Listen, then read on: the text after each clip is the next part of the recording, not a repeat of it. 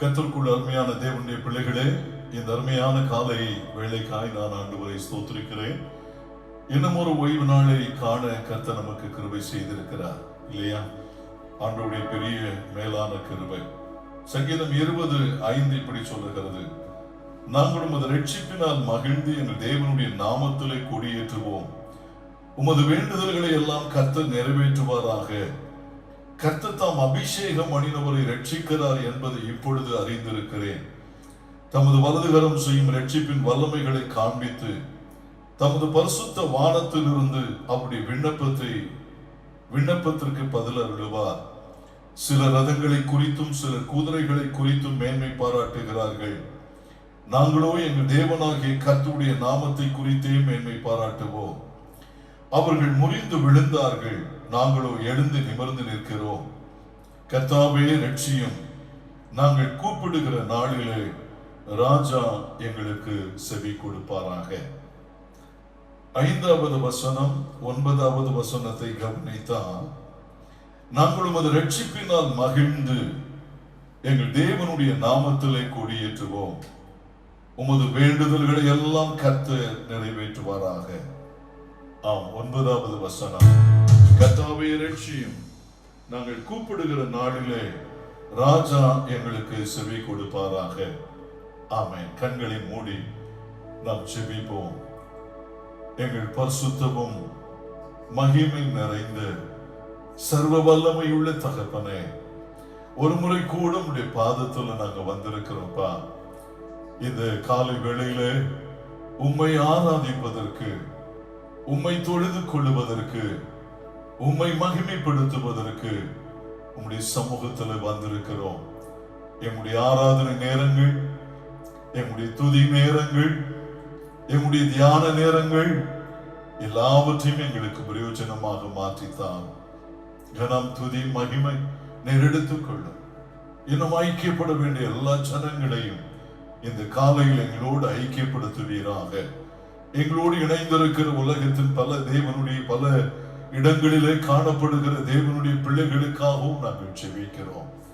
ஆண்டவரே, எங்களை பலப்படுத்துகிற ஆராதனையாய், எங்களை தூக்கி நிறுத்துகிற ஆராதனையாய், எங்களை அபிஷேகிக்கிற ஆராதனையாய் மாறட்டும். கனம், துதி, மகிமை நீர் எடுத்துக்கொள்ளும். இயேசுவின் நாமத்தில் பிதாவே, ஆமென், ஆமென். ஹல்லேலூயா. நாம் இந்த ஆண்டவரை ஆராதிப்பதற்குரிய நேரம். உயரமும் உன்னதமுமான சிங்காசனத்தில் வீற்றிருக்கும் சேனைகளின் கர்த்தராகிய ராஜாவை என் கண்கள் கண்டதே. தெரிந்த பாடல். நம்ம இணைந்து ஆண்டவரை ஆராதித்து மகிமைப்படுத்தி பாடுவோம்.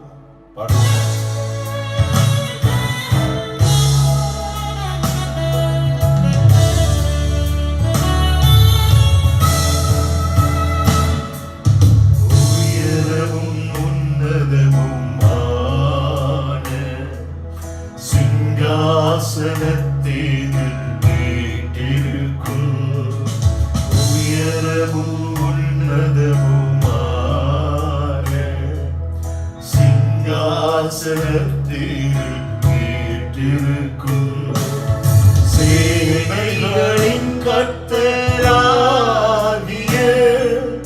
ராஜாவை என் கண்கள்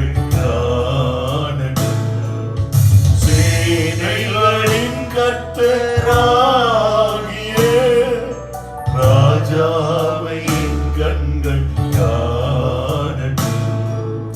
சேனைகளின் கர்த்தர் பரிசுத்தர், சேனைகளின் கர்த்தர் பரிசுத்தர், சேனைகளின் கர்த்தர் பரிசுத்தர், பரிசுத்தர், பரிசுத்தரே, பரிசுத்தர், பரிசுத்தரே. ஒருவராய் சாவாமை உள்ளவர் இவர், சேரக்கூடா ஒழிதலில் வாசம் செய்பவர். ஒருவராய் சாவாமை உள்ளவர் இவர், சேரக்கூடா ஒழிதலில் வாசம் வாசம் செய்பவர்.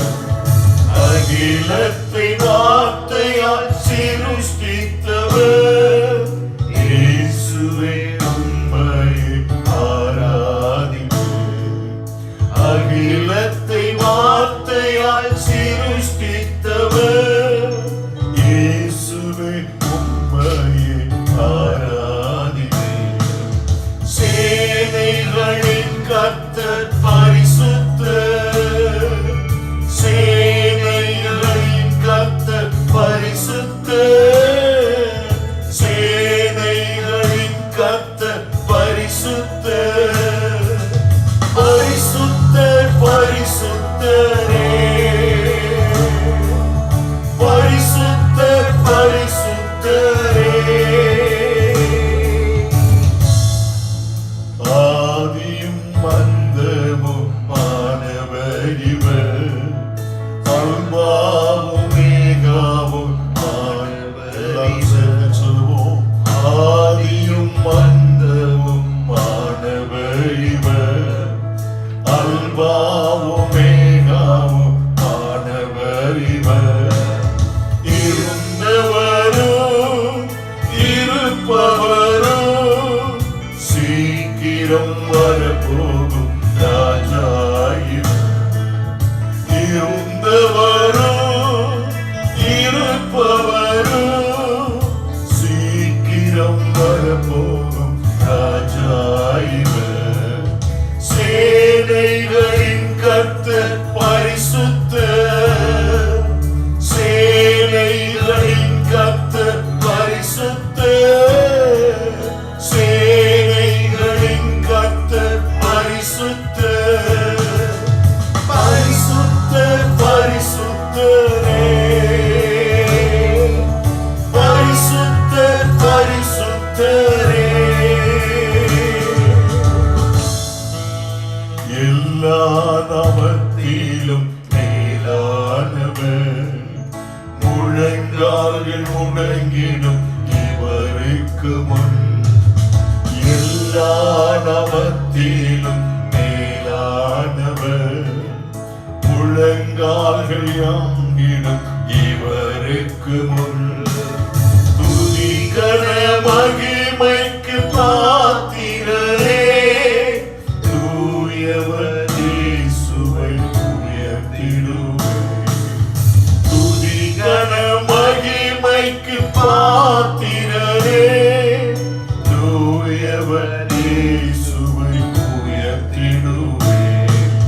சேனைகளின் கர்த்தர் பரிசுத்தர். சேனைகளின் கர்த்தர் பரிசுத்தர். சேனைகளின் கர்த்தர் பரிசுத்தர். பரிசுத்தர் பரிசுத்தரே. பரிசுத்தர் பரிசுத்தரே. பரிசுத்தர் பரிசுத்தரே. சேனைகளின் கர்த்தர் பரிசுத்தர். சேனைகளின் கர்த்தர் பரிசுத்தர். சேனைகளின் கர்த்தர் பரிசுத்தர். பரிசுத்தர் பரிசுத்தரே.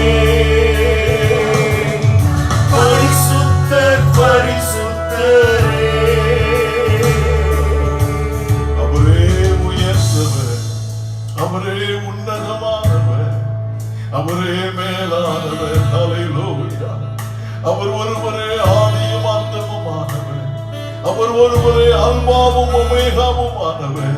அவர் ஒருவரே இருந்தவரும் இருக்கிறவரும் வரப்போகிறவருமானவர். ஹல்லேலூயா. அவரே ராஜா. அவரே ராஜாதி ராஜா. அவரே சக்கராதிபதி. அவரே ஆளுகை செய்கிறவர். ஹல்லேலூயா. ஒரு முறை கூட உந்த முதல் சரணத்து உயரமும் உன்னதமுமானவர். உயரமும் உன்னதமுமான சிங்காசனத்தினில் வீற்றிருக்கும். உயரமும் உன்னதமுமான சிங்காசனத்தினில் வீற்றிருக்கும் சேனைகளின் கர்த்தராகிய ராஜாவை என் கண்கள் காணட்டும். சேனைகளின் கர்த்தராகிய ராஜாவை என் கண்கள் காணட்டும். சேனைகளின் கர்த்தர் பரிசுத்தர். சேனைகளின் கர்த்தர் பரிசுத்தர். சேனைகளின் கர்த்தர் பரிசுத்தர். பரிசுத்தர் பரிசுத்தரே. பரிசுத்தர் பரிசுத்தரே. பரிசுத்தர் பரிசுத்தரே. பரிசுத்தர் பரிசுத்தரே. நீர் ஒருவரே ஆயிரங்களிலே சிறந்தவர். நீர் ஒருவரே 10,000ங்களிலே சிறந்தவர். நீர் ஒருவரே ஆண்டவரை நிலையங்கி தரித்தவரா, 7 பொன் குத்து விளக்குகளின் நடுவிலே உலாவிக் கொண்டிருக்கிறவராய், மரித்தேன் ஆனாலும் சதா காலங்களில் உயிரோடு இருக்கிறேன் என்று சொன்னவராய், ஒருவரும் சேரக்கூடாத ஒளியினிடத்திலே வாசம் பண்ணுகிறவராய் இருக்கிறவரே, நாங்கள் உம்மை ஆராதிக்கிறோமே. உம்மை நாங்கள் ஆராதிக்கிறோம். ஹல்லேலூயா.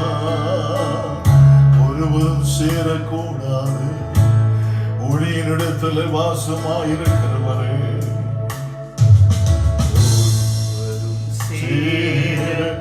சேரக்கூடாத ஒளியில் வாசம் செய்பவரே, ஒருவரும் சேரக்கூடாத ஒளியில் வாசம் செய்பவரே, பரிசுத்த தெய்வம். நீரே பரிசுத்த தெய்வம். நீரே நீ மாத்திரமே. நீரே நீ மாத்திரமே. ஒருவரும் சேரக்கூடாத ஒளியில் வாசம் செய்பவரே,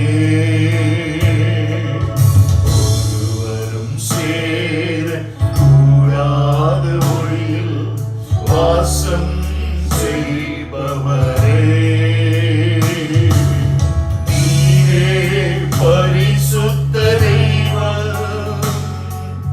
நீரே பரிசுத்த தெய்வம். நீரே நீ மாத்திரமே. நீரே நீ மாத்திரமே. பரிசுத்த பரிசுத்த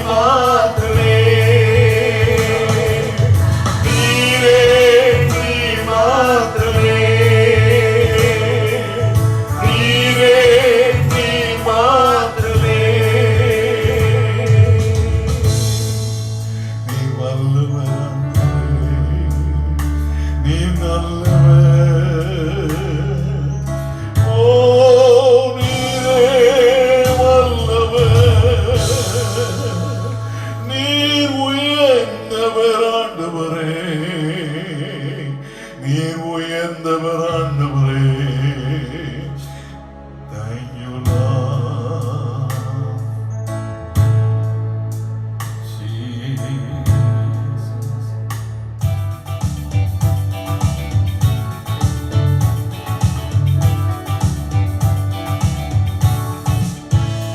எல்லா மகிமைக்கும் பாத்திரரே, எல்லா கனத்திற்கும் பாத்திரரே, எல்லா மகிழே அசைவாடும் தெய்வமே, அசைவாடுகிறவர் அசைவாடும் தெய்வமே, எங்கள் மேலே அசைவாடுவே, எங்கள் மேலே அசைவாடுவே, எங்கள் மேலே அசைவாடுவே, எங்கள் மேலே அசைவாடுவே. எரிகோ மதில் மேலே அசைவாடி நீ எல்லா தடைகளை மாற்றினீரே. எரிகோ மதில் மேல் அசைவாடி நீ எல்லா தடைகளை மாற்றினீரே. எங்கள் மேலே அசைவாடுவே, எங்கள் மேலே அசைவாடுவே, அசைவாடு தெய்வமே, அசைவாடு தெய்வமே, அசைவாடு தெய்வமே, அசைவாடு தெய்வமே, எங்கள் மேலே அசைவாடுவே, எங்கள் மேலே அசைவாடுவே, எங்கள் மேலே அசைவாடுவே. பவுலும் சீலாவும் பாடும்போது சிறைச்சாலை அசைவாடி நீ. பவுலும் சீலாவும் பாடும்போது சிறைச்சாலையில் அசைவாடி நீ. எங்கள் மேலே அசைவாடுவே, எங்கள் மேலே அசைவாடுவே, எங்கள் மேலே அசைவாடுவே, அசைவாடு தெய்வமே, அசைவாடு தெய்வமே, அசைவாடு தெய்வமே, அசைவாடு தெய்வமே, எங்கள் மேலே அசைவாடுமே. நாமப்பா எங்கள் மேலே அசைவாடுமே, எங்கள் மேலே அசைவாடுமே, எங்கள் மேலே அசைவாடுமே, அசைவாடும் தெய்வமே, அசைவாடும் தெய்வமே, அசைவாடும் தெய்வமே, அசைவாடும் தெய்வமே, எங்கள் மேலே அசைவாடுமே, எங்கள் மேலே அசைவாடுமே. சொல்லுங்க, எங்கள் மேலே அசைவாடு. எங்கள் வாழ்க்கையின் மேலே, எங்கள் வாழ்க்கையின் மேலே நீங்க அசைவாட வேண்டுமே. அப்படியானவரே, ஒருவேளை சங்கடங்கள் காணப்படலாம், ஒருவேளை எரிகோ மதில்கள் காணப்படலாம், ஒருவேளை யோர்தான்கள் காணப்படலாம், ஆண்டவரே பயங்கள் காணப்படலாம், கவலைகள் காணப்படலாம், குறைவுகள் காணப்படலாம், ஆண்டவரே தேவைகள் காணப்படலாம், பிரச்சனைகள் காணப்படலாம், ஆண்டவரே சரீரத்திற்குள்ளே சில போராட்டங்கள் காணப்படலாம். எவைகள் காணப்பட்டாலும் ஆவியானவர் எங்கே உண்டோ அங்கே நீர் ஆண்டவரை விடுதலை கொடுக்கிறவர் தானே. எங்கள் மேலே அசைவாடுமே. இந்த ஆராதனை நேரத்திலே ஆவியானவர் ஆசீர்வாதங்கள் குடும்பங்களின் மேல் உண்டாவதாக. ஆராதனை ஆண்டவரை ஆராதித்துக் கொண்டிருக்கும் பொழுது ஆராதித்திருக்கிற சிறியவர்களின் மேல் பெரியவர்களின் மேல் ஆண்டவரை பிள்ளைகளின் மேல் ஆவியானுடைய ஆசீர்வாதங்கள் உண்டாவதாக. பலவீனப்பட்டிருக்கிறவர்களின் மேல் ஆவியானுடைய ஆசீர்வாதங்கள் உண்டாவதாக. ஆசைவாடுமே ஆசைவாடு தெய்வமே ஆசைவாடு தெய்வமே ஆசைவாடு தெய்வமே ஆசைவாடு தெய்வமே எங்கள் மேலே ஆசைவாடுவே எங்கள் மேலே ஆசைவாடுவே. பிள்ளைகள் எந்த இடத்துல கூடியிருக்கிறார்களோ அந்த இடத்தின் மேல் ஆவியானுடைய ஆசீர்வாதங்கள் உண்டாவதாக. எந்த இடத்திலே தொழில் செய்கிறார்களோ எந்த இடத்துல வேலை செய்கிறார்களோ எந்த இடத்துல உமக்கு சாட்சியாக நிறுத்தப்பட்டிருக்கிறார்களோ அந்த இடத்துல ஆவியானுடைய ஆசீர்வாதங்கள் கிரியை செய்வதாக. ஆவியானுடைய ஆண்டவரை வல்லமை கிரியை செய்வதாக. ஆண்டவரே சோர்ந்து போன உள்ளங்களின் மேல் ஆவியானுடைய ஆசீர்வாதங்கள் கிரியை செய்வதாக. எங்கள் மேலே ஆசைவாடுவே சொல்லுமா எங்கள் மேலே ஆசைவாடுவே. உலர்ந்த எலும்பிற்கு உயிர் தந்தீரே. உலர்ந்து போன எலும்புகள் மரித்து எவ்வளவு நாட்கள் ஆனது என்று தெரியாது. என்னுடைய பிள்ளைகளை சரீரத்தின் எலும்புகள் எல்லாம் சின்ன பின்னமாய் கிடக்கிறது. அதற்கு மாமிசம் இல்லை, அதிலே தோள்கள் இல்லை, நரம்புகள் இல்லை, ஜீவன் இல்லை, ஒன்றும் இல்லை. இந்த காலை ஆராதனையிலே நமக்குள்ளே எல்லாவற்றையும் இழந்து போனவர்களாக ஐயோ சுகத்தை இழந்து போய் நிற்கிறோம், வேலை இழந்து போய் நிற்கிறோம், சமாதானத்தை இழந்து போய் நிற்கிறோம், சந்தோஷத்தை இழந்து போய் நிற்கிறோம் என்கிற துக்கத்தோடும் வேதனையோடும் இனி உயிரடைய முடியுமா? இனி ஜீவன் உண்டாகுமா என்கிற அங்கலாய்ப்போடு காணப்படுகிற தேவனுடைய பிள்ளையே, எலும்பு பள்ளத்தாக்கிலே எல்லாம் துண்டு துண்டாக எல்லாம் ஒவ்வொரு இடங்களிலும் சிதறி ஒவ்வொரு இடங்களிலும் அது சின்ன பின்னமாய் கிடக்கிறது. நினைத்து பாருங்கள், சதை இல்லை, தோல் இல்லை, நரம்புகள் இல்லை, அதற்குள்ளே ஜீவன் இல்லை. ஆனால் ஒவ்வொரு எலும்புகளும் ஒவ்வொரு இடங்களிலே பிரிந்து கிடக்கிறது. என்ன ஆகும்? ஆமாவியானவரே, ஆண்டவரே உம்முடைய ஆவியினால் கூடும். எந்த காரியம் உம்முடைய வாழ்க்கையில சிதைந்து கிடக்கிறது? எது உம்முடைய வாழ்க்கையில இடறி போய் கிடக்கிறீர்கள்? எது உம்முடைய வாழ்க்கையில நம்பிக்கையை அழித்து போய்விட்டது? இது காலை வேளையிலே உலர்ந்த எலும்பிற்கு உயிர் தந்தீரே.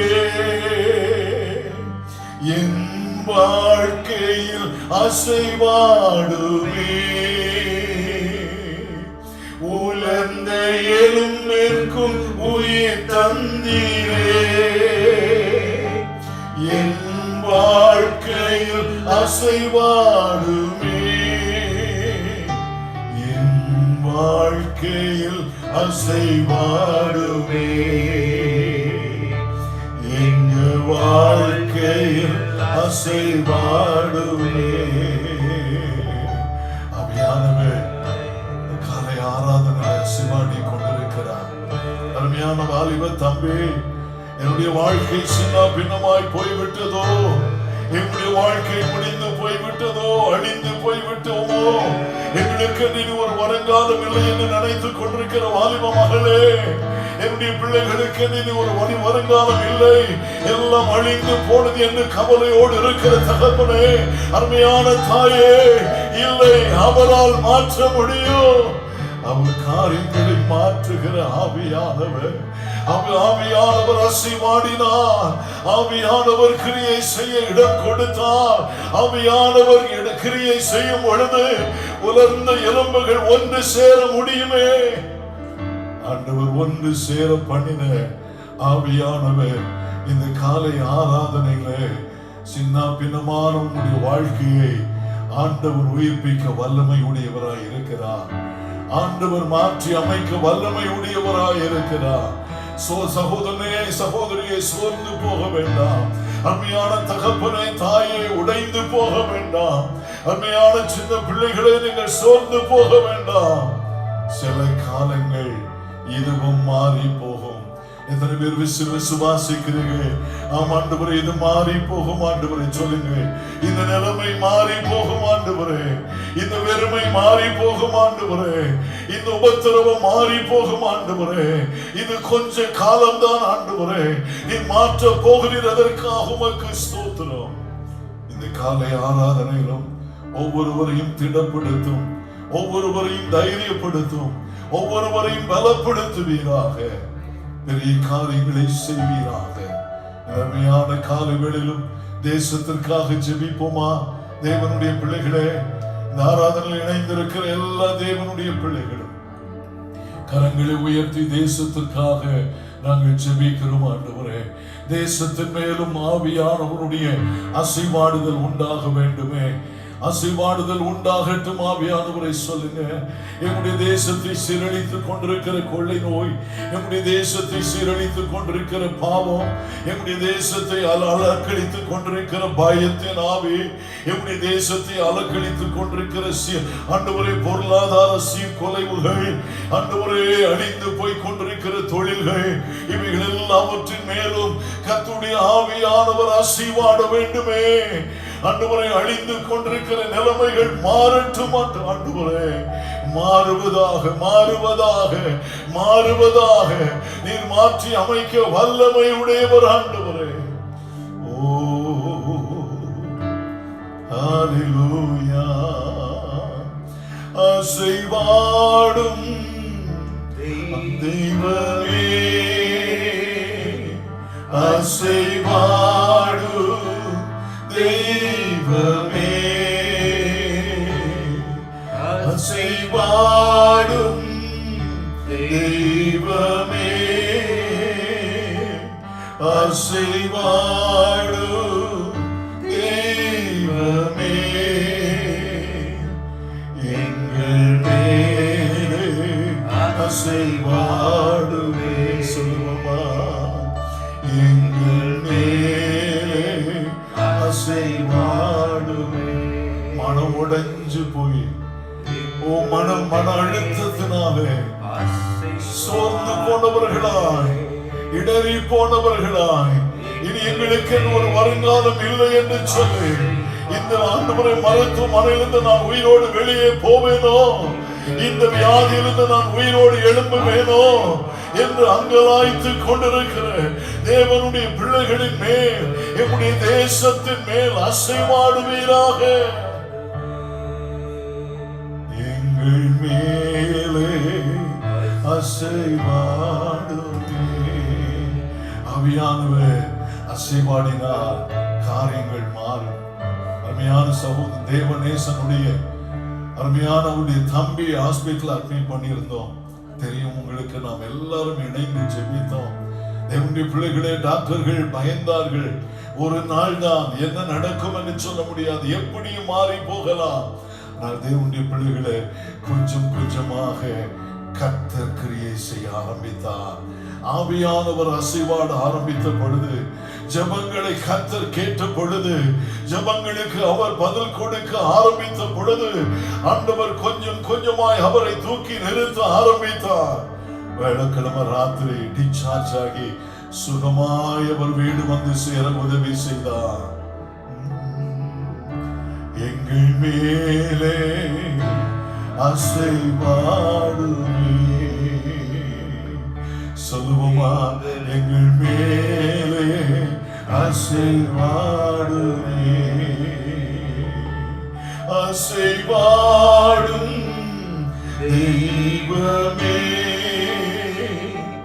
அசைவாடும் தெய்வமே அசைவாடும் தெய்வமே அசைவாடும் தெய்வமே எங்கள் மேலே அசைவாடுமே எங்கள் மேலே அசைவாடுமே. எங்களுடைய தேசத்தின் ஊழியர்களை ஆவியானவர் அசைவாடி சுகப்படுத்த வேண்டுமே. எம்முடைய தேசத்தின் விசுவாசிகளின் மேல் ஆவியானவர் அசைவாடி விடுதலைப்படுத்த வேண்டுமே. எம்முடைய தேசத்தின் ஸ்திரீகள் புருஷர்களின் மேல் ஆவியானவர் அசைவாடி விடுதலை கொடுக்க வேண்டுமே. எம்முடைய தேசத்தின் முதியவர்களின் மேல் ஆவியானவர் அசைவாடி ஆண்டவரை விடுதலை கொடுக்க வேண்டுமே. எம்முடைய தேசத்தில் ஆண்டவரே மரண தருவாயில எவ்வளவு ஜனங்கள் படுத்திருக்கிறார்கள். ஆண்டவரே மருத்துவமனையில இடம் இல்லாதபடிக்கு ஆண்டவரே வீடுகளிலே ஆண்டவரே வாழ்வா சாவா என்று போராடி கொண்டிருக்கிற ஜனங்களின் மேல் நீங்க அசைவாட வேண்டுமே. ஆவியானவரே நீங்க அசைவாடுங்கப்பா. தேசம் விடுதலை காணட்டும். உலகத்தின் தேசங்கள் விடுதலைகளை காணட்டும். அநேக தேசங்களில் விடுதலை உண்டாயிருக்கிறது. அது ஒவ்வொரு தேசத்திலும் நம்பிக்கையாக மாறட்டும். இந்த உபத்திரவம் நீங்கி போகும் என்கிற நம்பிக்கையை உண்டாகட்டும். ஆண்டவரே எம்முடைய தமிழ்நாட்டிற்காக நாங்கள் செபிக்கிறோம்.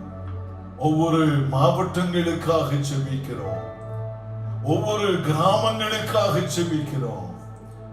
ஆண்டவரே இந்த தேசத்தின் விடுதலைக்காய் போராடி கொண்டிருக்கிற உண்மையாய் போராடி கொண்டிருக்கிற ஆண்டவரே ஒவ்வொரு தலைவர்களையும் ஆண்டவரே ஆளுகை செய்கிறவர்களையும் அதிகாரிகளையும் நிராட்கொள்ளுவீராக நிராட்கொள்ளுவீராக. ஆண்டவரே இந்த வாரத்தின் ஆராதனையிலும் நாங்கள் வாரத்தோடு செபிக்கிறோம். அடுத்த வாரத்தின் ஆராதனையில அநேக மாற்றங்களை நாங்கள் காண போகிறோம். அநேக விடுதலைகளை நாங்கள் காண போகிறோம். இந்த வாரம் முழுவதும் நடைபெற போகிற லாக்டவுனை உம்முடைய கரத்துல ஒப்பு கொடுத்து செபிக்கிறோம். ஆண்டவரே ஜனங்கள் ஆறுதலையும் சுகத்தையும் சமாதானத்தையும் காணட்டும். அநேகர் ரட்சிக்கப்படட்டும். அநேகர் ஆண்டவரை தேடட்டும். ஆண்டவரே இயேசுவை அறிகிற அறிவை அடைந்தவர்களாய் மாறட்டும்.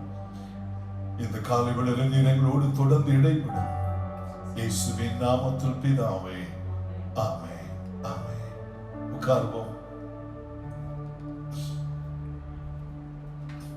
சந்தோஷமா இருக்கிறீர்களா? நான் விசுவாசிக்கிறேன். இந்த காலை ஆராதனையிலே ஆண்டவர் உங்களிலும் சிலரை தொட்டிருக்கிறார். உங்களையும் ஆண்டவர் பலப்படுத்தி இருக்கிறார். உங்களையும் ஆண்டவர் உயிர்ப்பித்திருக்கிறார். இது விடுதலையின் நாள். இது வெற்றியின் நாள். இது சந்தோஷத்தின் நாள். இது சமாதானத்தின் நாள். இன்றைக்கு ஒரு பெரிய மாற்றத்தை ஆண்டவர் நம் ஒவ்வொருவருக்கும் தருவாராக. தேவனுடைய பிள்ளைகளே, களைத்தும் போக வேண்டாம், சோர்ந்தும் போக வேண்டாம். உலகத்தில் உபத்திரவம் உண்டு, ஆனாலும் திடன் கொள்ளுங்கள். உலகத்தை நான் ஜெயித்தேன் என்று நமக்கு நம்பிக்கை கொடுத்திருக்கிறார் ஆண்டவர். சிலர் குதிரைகளை குறித்தும் சில ரதங்களை குறித்தும் மேன்மை பாராட்டுவார்கள். ஆனால் அவர்கள் முழிந்து விழுந்து போவார்கள். நாங்களோ எழுந்து நிமிர்ந்து நிற்கிறோம். அந்த தைரியத்தில் நிற்போம். எங்களை அழைத்து தேவன் எங்களோடு இருக்கிறார். அவர் எங்களை வெட்கப்படுத்த மாட்டார் என்ற தைரியம் உடையவர்களாய் மாறுவோம். ஆண்டவர் பெரிய காரியங்களை செய்வாராக. சபையின் குடும்பங்களுக்குள்ளே ஆண்டவர் அநேக காரியங்களை செய்திருக்கிறார். அநேகருடைய குடும்பங்களிலே ஆண்டவர் அற்புதங்களை செய்திருக்கிறார். அநேகரை ஆண்டவர் தூக்கி நிறுத்தி இருக்கிறார். ஆண்டவர் அநேகரை சுகமாக்கி இருக்கிறார். அநேகருடைய தேவைகளை ஆண்டவர் சந்தித்திருக்கிறார். அற்புதங்கள் நடந்திருக்கிறது. இனிமேலும் ஆண்டவர் அற்புதங்களை செய்வார். விசுவாசிப்போம். இடறி போக வேண்டாம். ஜெப குறிப்புகள் உங்களுக்கு கொடுக்கப்படும் பொழுது எங்களோடு சேர்ந்து இணையுங்கள். சேர்ந்து ஜெபிப்போம். சபை ஜெபத்தில் இணையும் பொழுது, ஐக்கியப்படும் பொழுது நீங்களும் எங்களோடு இணைந்து ஜெபியுங்கள். ஒருவேளை உங்களுக்கு ஒன்றும் இல்லாமல் இருக்கலாம், போன் வசதி இல்லாமல் இருக்கலாம், டிவி இல்லாமல் இருக்கலாம். ஆனா விசுவாசத்துல எங்களோட இணைந்து நீங்கள் ஜெபியுங்கள். எல்லா புதன்கிழமைகளிலும் மாலையில 7:30 மணிக்கு அந்த ஜெபம் ஆரம்பிக்கும். 8 மணி 8:45 நம்ம அதை முடிக்கிறோம். ஒரு மணி நேரம் 1.5 மணி நேரம் அந்த ஜெபித்தால் அது சபைக்கு ஆசீர்வாதம் தான். ஆகினாலே எங்களோடு இணைந்து கொடுங்கள். நாம் சபை ஒருமனப்பட்டு ஜெபிப்போம். சபை ஒருமனப்பட்டால் தேசத்திலே தேவன் மாற்றத்தை கட்டளையிடுவார் என்பதிலே சந்தேகம் இல்லை. இந்த காலை வேளையிலும் நம் தேவனுடைய வார்த்தையை தியானிப்பதற்காக எபிரேயருக்கு எழுதின நிருபம் 13வது அதிகாரம், எபிரேயருக்கு எழுதின நிருபம் 13வது அதிகாரம் 21வது வசனத்தை நாம் வாசிக்க கேட்போம். இயேசு கிறிஸ்துவை கொண்டு நமக்கு முன்பாக பிரியமானதை உங்களில் நடப்பித்து நீங்கள் தம்முடைய சித்தத்தின்படி செய்ய உங்களை சகலவித நற்கிரியையிலும் சீர்பொருந்தினவர்களாக்குவாராக. அவருக்கு என்றென்றைக்கும் மகிமை உண்டாவதாக. ஆமென். ஆண்டவருக்கு மகிமை உண்டாகட்டும். எபிரேயருக்கு எழுதின நிருபத்திலே இந்த 13வது அதிகாரத்திலே 21வது வசனத்திலே நாம் வாசிக்க கேட்டதை போல, இயேசு கிறிஸ்துவை கொண்டு தமக்கு முன்பாக பிரியமானதை உங்களில் நடப்பித்து நீங்கள் தம்முடைய சித்தத்தின்படி செய்ய உங்களை சகலவித நற்கிரியையிலும் சீர்பொருந்தினவர்களாக்குவாராக. அவருக்கு என்றென்றைக்கும் மகிமை உண்டாவதாக. ஆமென். அதிலே நீங்கள் தம்முடைய சித்தத்தின்படி செய்ய, இந்த வார்த்தை மிக முக்கியமான வார்த்தை. தேவனுடைய சித்தம் செய்கிறவர்களாய் மாற வேண்டும் சபை. தேவ ஜனம், தேவனுடைய பிள்ளைகள் தேவனுடைய சித்தத்தை செய்ய ஆண்டவர் விரும்புகிறார். அதற்கு மாதிரி நம்முடைய ஆண்டவராகிய இயேசு கிறிஸ்து இல்லையா? ஆண்டவராக இயேசு கிறிஸ்துவனுடைய மாதிரி என்னவென்றால், அவர் பிதாவினுடைய சித்தம் செய்கிறவராக இருந்தார் என்று வாசிக்கிறோம். தன்னுடைய வாழ்க்கையின் எல்லா பகுதிகளிலும், சின்ன வயதானாலும் சரி, வாலிப வயதானாலும் சரி, தன்னுடைய ஒவ்வொரு காரியங்களிலும் கூட பிதாவினுடைய சித்தம் செய்வதற்கு, அல்லது அந்த பிரியாரிட்டி, அந்த முக்கியத்துவத்தை ஆண்டவராக இயேசு கிறிஸ்து கொடுத்தார். இயேசு கிறிஸ்து ஞானஸ்நானத்திற்கு போய் யோவான் ஸ்நாபகனிடத்தில் போய் நிற்கிறார். யோவான் ஸ்நாபகனுக்கு ஆண்டவராக இயேசு கிறிஸ்து யார் என்று நன்றாய் தெரியும். அவர் யார், எதற்காக வந்திருக்கிறார் என்பது தெரியும். ஆகையினாலே ஞானஸ்நானம் எடுக்க இயேசு பணிந்த பொழுது அவர் சொல்லுகிறார், ஐயோ, நான் அதை ஒருபோதும் செய்ய முடியாது, அதை நான் செய்ய தகுதி அற்றவன், அதற்குரிய தகுதி எனக்கு இல்லை என்று சொன்ன பொழுது ஆண்டவராக இயேசு கிறிஸ்து யோவான் ஸ்நாபகனை புரிய வைக்கிறார். இது தேவனுடைய நீதி, இது தேவனுடைய சித்தம், இந்த தேவனுடைய சித்தத்தை நான் நிறைவேற்ற வேண்டும், இந்த தேவனுடைய நீதியை நான் நிறைவேற்ற வேண்டும் என்று அவர் அர்ப்பணித்தார். பாருங்கள், ஒவ்வொரு இடங்களிலும் அவர் அதை தான் செய்து கொண்டே வந்தார். இந்த தேவ சித்தத்தை இயேசு செய்கிறதை கண்ட பரலோகம், அந்த திருத்துவத்தின் அடுத்த 2 நபர், பிதாவாகி தேவன், பரிசுத்த ஆவியானவர், இயேசு ஞானஸ்நானம் எடுக்கும் பொழுது, எடுத்து கரையேறும் பொழுது அதை பரலோகத்தில் பார்த்து கொண்டிருந்தவர்களா அந்த சந்தோஷத்தை அவர்கள் கொண்டாடி கொண்டிருக்கிறதை, கொண்டாடி முடிக்கிறதையும் நம்ம பார்க்கிறோம்.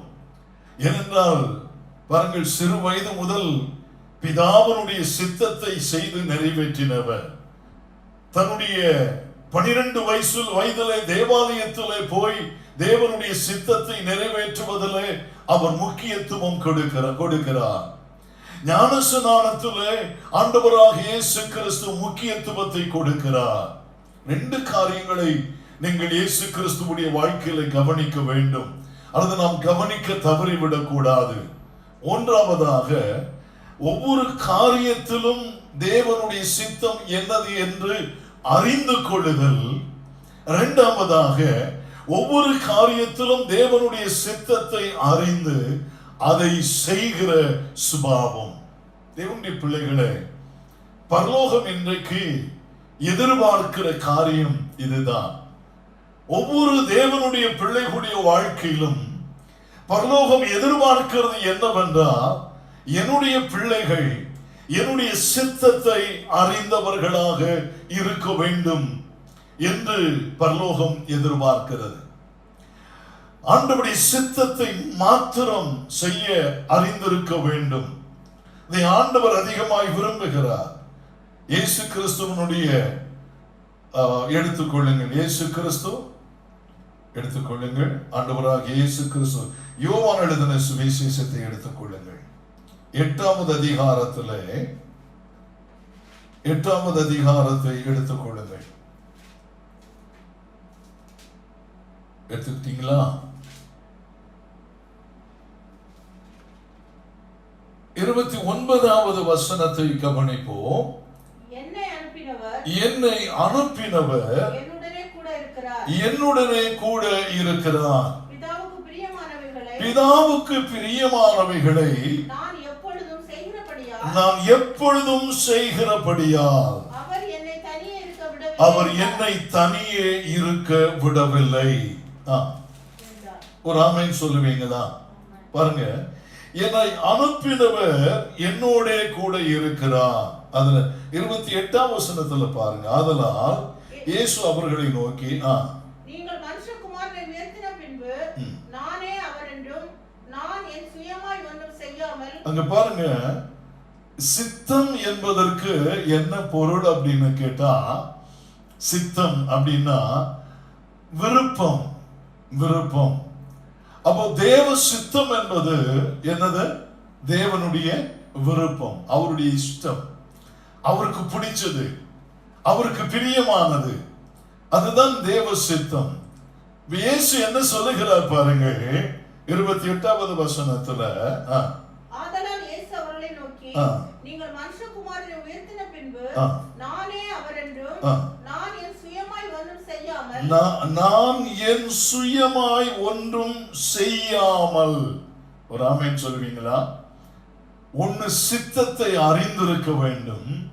இரண்டாவது, அறிந்த சித்தத்தை செய்ய வேண்டும். இயேசு நமக்கு அங்கேதான் மாதிரி.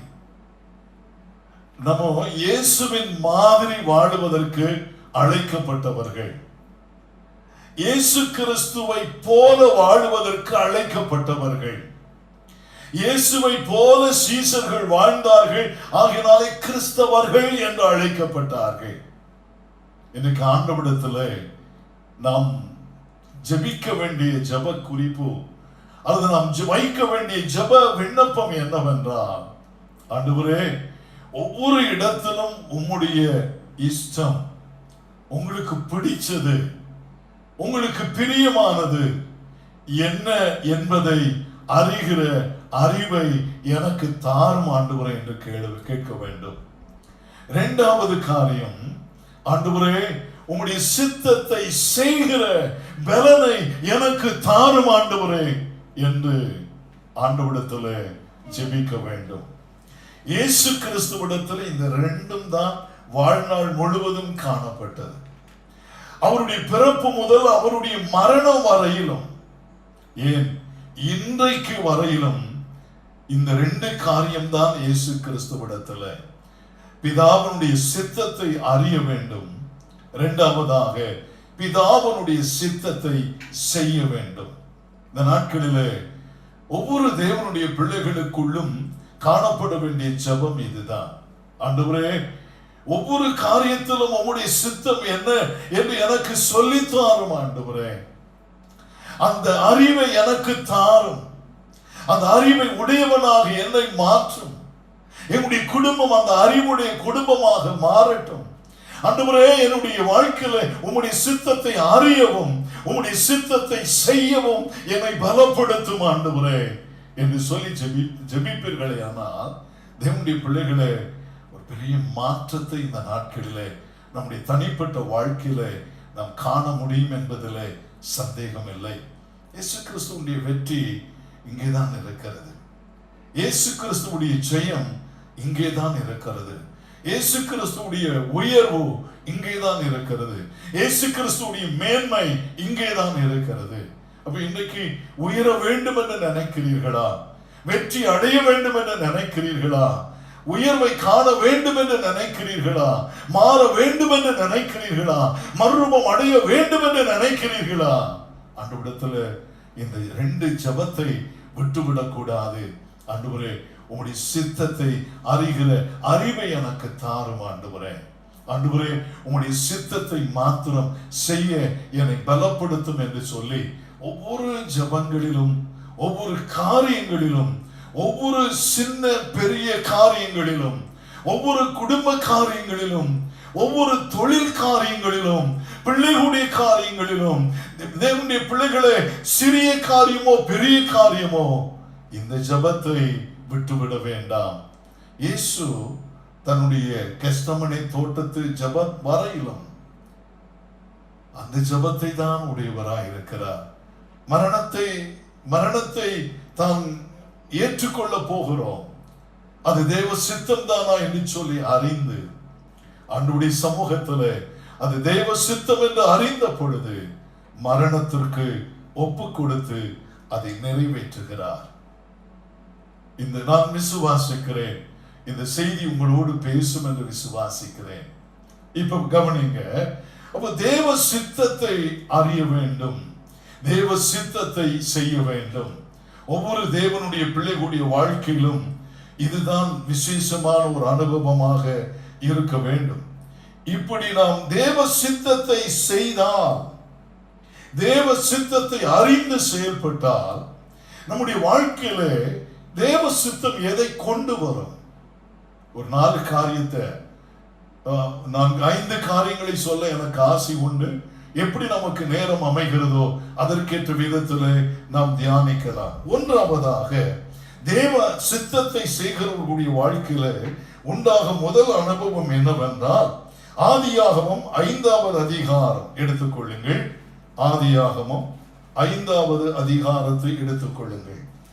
அதனுடைய 22வது வசனத்தை நம்ம வாசிப்போம். ஆதியாகமம் 5வது அதிகாரம் 22வது வசனம். ஏனோக்கு மெத்தூசாலாவை பெற்ற பின் 300 வருஷம் தேவனோடு சஞ்சரித்துக் கொண்டிருந்து குமாரரையும் குமாரத்திகளையும் பெற்றான். அந்த வசனத்துல பாருங்கள், 300 வருஷம் தேவனோடு கூட சஞ்சரித்துக் கொண்டிருந்து. ஒரு ஆமென் சொல்லுவீங்களா? தேவனோடு கூட சஞ்சரித்துக் கொண்டிருந்து அப்படின்னு படிக்கும். பொதுவா கல்யாணமான உங்க கணவன் மனைவி ரோட்ல வெளியில போகும்போது நம்ம பார்ப்போம் இல்லையா? வெளியில போகும் பொழுது 2 காட்சிகளை பார்க்கலாம். ஒரு குடும்பம் வெளியே போகும் பொழுது, ஒரு கணவன் மனைவி வெளியே போகும்பொழுது 2 காட்சிகள் நமக்கு தெரியும். அவர்களுடைய அந்த வாக்கிங், அவருடைய நடையில 2 காரியத்தை நம்ம அண்டர்ஸ்டாண்ட் பண்ணலாம். இவர்கள் கருத்து வேற்றுமை உள்ளவர்கள், இவர்கள் கருத்து வேற்றுமை இல்லாமல் விட்டு கொடுத்து ஒருவரை ஒருவர் ஏற்றுக்கொண்டு வாழுகிறவர்கள் என்பதை புரிந்து கொள்ளலாம். 2 காரியம் நான் சொன்னேன். 1வது, கருத்து வேற்றுமைகளிலே இவர்கள் வாழ்ந்து கொண்டிருக்கிறார்கள். எதை வச்சு கண்டுபிடிக்கலாம்? ஐயா முன்னால நடப்பாரு, அம்மா பின்னால நடப்பாங்க. சரிதானா? ஐயா எப்படி நடப்பாரு? முன்னாடி நடந்துகிட்டே இருப்பார். அவர் பாட்டுக்கு போயிட்டே இருப்பார். அவர் பாட்டுக்கு நடந்து அவர் ஸ்பீட்ல அவர் போயிட்டு இருப்பார். இந்த அம்மா பின்னால போவாங்க. அடிக்க கொண்டு போகப்படுகிற ஆட்டுக்குட்டியை போல இந்த அம்மா நடந்து போயிட்டு இருப்பாங்க. இதுல என்ன பிரச்சனை நமக்கு தெரியும் அப்படின்னா, 2 பேருக்குள்ளும் கருத்து வேற்றுமைகள், மனப்பேதங்கள், புரிதல் இல்லை, விட்டு கொடுக்கிற பழக்கம் இல்லை, ஒருவரை ஒருவர் ஏற்றுக்கொண்டு வாழுகிற வாழ்க்கை இல்லை. அப்ப என்ன உண்டாகும்? ரெண்டு பேர் சேர்ந்து நடக்க முடியாது. பைபிள்ல படிக்கிறோம், ரெண்டு பேர் ஒருமனப்பட்டால் ஒழிய, இல்லையா? ரெண்டு பேர் ஒருமனப்பட்டால் ஒழிய, ரெண்டு பேருக்குள்ள ஒருமனம் இல்லையானால் ரெண்டு பேர் சேர்ந்து நடக்க முடியாது. இனி ஒரு கப்பில நான் சொன்னேன், ரெண்டு பேரும் சேர்ந்து நடப்பார்கள், காரியங்களை பேசிக்கொண்டே நடப்பார்கள், அவர்களுடைய முக பாவனைகள் மாறும், ஏறி இறங்கும். சிலது சந்தோஷமாய் இருக்கும், சிலது துக்கமாய் இருக்கும். அவர்கள் வாழ்விலும் தாழ்விலும் கூட இருக்கிறவர்கள், வாழ்விலும் தாழ்விலும் மனமிட்டு பேசுகிறவர்கள், வாழ்விலும் தாழ்விலும் புரிந்து கொள்ளுதல் உள்ளவர்கள். ஒரு ஆமென் சொல்லுவீங்களா? எப்படி இருப்பார்கள் என்று சொன்னால் சேர்ந்து நடப்பார்கள். கணவன் சற்று வேகமாய் நடந்தால் கணவனோடு சற்று வேகம் எடுத்து நடப்பார்கள். மனைவி வேகமாய் நடக்க முடியவில்லையானால் மனைவியோடு சேர்ந்து பொறுமையாய் விட்டு கொடுத்து தன்னுடைய வேகத்தை குறைத்து நடப்பார்கள். என்னை கேட்கிற தேவனுடைய பிள்ளைகளே, அப்ப ஏனோக்குடைய வாழ்க்கையில தேவனோடு நடந்தான் என்று சொன்னான், தேவனோடு அவன் நடக்க முடிந்தது அப்படின்னு சொன்னா கொஞ்சம் நினைச்சு பாருங்க, அவரை எவ்வளவாய் புரிந்திருப்பான், அவர் எவ்வளவாய் அறிந்திருப்பான். அவருடைய வேகம், அவருடைய விருப்பம், அவருடைய வாஞ்சை, அவருடைய தாகம், அவருக்கு என்னென்ன பிடிக்குங்கிறத ஏனோக்கு அறிந்திருந்தான். அவரோடு கூட அவன் வாழ்ந்தான், அவரோடு கூட அவன் நடந்தான், அவரோடு கூட அவன் பேசினான், அவரோடு கூட அவன் சஞ்சரித்தான். விதத்திலே வாசிக்கிறோம், பரிசுத்தம் இல்லாமல் ஒருவனும் தேவனை தரிசிக்க முடியாது. அப்போ நடத்தையிலும் தன்னுடைய வாழ்க்கையிலும் தன்னுடைய கிரியைகளிலும் எல்லாவற்றிலும் என்ன காணப்பட்டிருக்க வேண்டும் என்று சொன்னால் தேவனுக்கு ஏற்ற சிந்தை, தேவனுக்கு ஏற்ற பரிசுத்தம், தேவனுக்கு ஏற்ற விருப்பங்கள். அவர் என்ன விரும்புகிறாரோ அதுதான் ஏனோக்குடைய விருப்பம். அவருடைய வாழ்க்கை, அவருடைய பரிசுத்தம் எதுவோ அது ஏனோக்குடைய பரிசுத்தம். அவருடைய சிந்தை எதுவோ அது ஏனோக்குடைய சிந்தை. அவருடைய வாஞ்சை எதுவோ அது ஏனோக்குடைய வாஞ்சை. அவருடைய பரிசுத்த நாமத்திற்கு மகிமை உண்டாகட்டும். இன்றைக்கு தேவனுடைய பிள்ளைகளே, நாம் தேவனுடைய சித்தத்தை அறிந்து அதன்படி செய்வோமே ஆனால் ஒன்றாவது ஒரு தேவனுடைய பிள்ளைக்கு கிடைக்கிற பாக்கியம் என்ன தெரியுமா? தேவனோடு சஞ்சரிப்பார்கள். அவர்களோடு, ஏன் அந்த தேவ சித்தத்தை அறிந்து செய்கிற தேவனுடைய பிள்ளையோடு அவர் நடப்பார். அவர்கள் இரண்டு பேரும் சேர்ந்து நடப்பார்கள். ஏன்? வாழ்நாள் முழுவதும் அவர்களோடு சேர்ந்து நடப்பார். சரியா? வாழ்நாள் முழுவதும் அவர்களோடு சேர்ந்து நடப்பார் என்று சொல்லலாம். அப்போ தேவ சித்தத்தை அறிந்து அதை செய்கிற ஒரு தேவனுடைய பிள்ளை தேவனோடு சஞ்சரிப்பார்கள். அப்படி சஞ்சரித்து ஏனோக்கு தேவனால் எடுத்துக் கொள்ளப்பட்டான். அப்போ தேவ சித்தத்தை அறிகிறவர்கள், அதை செய்கிறவர்கள் அவரோடு சஞ்சரிப்பார்கள். அவரோடு சஞ்சரிக்கிறவர்களுக்கு கிடைக்கிற மேன்மை என்ன தெரியுமா? அவரால் எடுத்துக் கொள்ளப்படுவார்கள். அருமையான தேவனுடைய பிள்ளைகளை, நம்ம அநேக வழியில பாடுவோம் இல்லையா? வருகை குறித்து பாடுவோம். எக்கால சத்தம் வானில் தொனித்திடுதே. இதெல்லாம் நம்ம பாடுகிற பாடல். மாரநாதா வாரும் ஆண்டவரே என்று பாடுகிறோம். எல்லாம் இருக்கட்டும். தேவனோடு தேவனுடைய சித்தத்தை அறிந்து செய்கிறோமா? செயல்படுகிறோமா? அவரோடு நடக்கிறோமா? நடக்கிறவர்கள் தான் அவர் வரும் பொழுது எடுத்துக் கொள்ளப்படுவார்கள். ஒன்றாவதாக பாருங்கள், தேவனுடைய சித்தத்தை அறிந்து செய்கிறவர்கள் என்ன செய்யப்படுவார்கள்? தேவனோடு சஞ்சரிப்பார்கள். இன்னும் அதே ஆதியாகமம் 6வது அதிகாரத்தை எடுத்துக்கொள்ளுங்கள். 6வது அதிகாரம் 8-9 வசனங்கள். நோவாவுக்கோ கர்த்தருடைய கண்களில் கிருபை கிடைத்தது. நோவாவுடைய வம்ச வரலாறு தன் காலத்தில் இருந்தவர்களுக்குள்ளே நீதிமானும் உத்தமனுமாய் இருந்தான். நோவா தேவனோடு சஞ்சரித்துக் கொண்டிருந்தான். ஆண்டவருடைய நாமத்திற்கு மகிமை உண்டாகட்டும். இவனும் ஏனோக்கை போல ஒரு தேவனுடைய மனுஷன். எப்படிப்பட்ட காலத்துல வாழ்ந்தான் தெரியுமா? இந்த நாம் வாழுகிற இந்த காலத்தோடு வேதம் அவனுடைய காலத்தை ஒப்பிட்டு சொல்லுகிறது. பெண் கொடுத்தும் பெண் எடுத்தும் கொண்டும் கொடுத்தும் வாங்கியும் கேளிக்கைகள், இந்த உலகத்தின் பாவங்கள் எல்லாம் எவ்வளவு உச்ச கட்டத்தில் இன்றைக்கு பாவம் இருக்கிறதோ அப்படி உச்ச கட்டத்தில் இருந்த காலம் நோவாவுடைய காலம். ஆனால் அப்படிப்பட்ட உலகத்தில் நோவா தேவ சித்தத்தை அறிந்து தேவனுடைய சித்தம் செய்து தேவனோடு சஞ்சரித்துக் கொண்டிருந்தார். இன்னைக்கு நம்ம தலைமுறைகள் எல்லாம், நம்முடைய தலைமுறைகள் என்ன, நாமும் நம்மளே அநேகர் கூட சொல்லிக் கொள்ளுகிற காரியம் என்ன தெரியுமா? நாங்க வாழ்ற உலகம் அப்படிப்பட்ட உலகம். ஆண்டவருக்கு என்று வாழணும் நினைச்சாலும் வாழ முடியாத உலகம். ஆண்டவரோடு நடக்க வேண்டும் என்று நினைத்தாலும் நடக்க முடியாதபடிக்கு பல இடையூறுகளும் தடைகளும் பரிசுத்த குலைச்சல்களும் ஏற்படுத்துகிற உலகம் என்று சொல்லி அங்கலாய்க்கிறோம், வேதனைப்படுகிறோம்.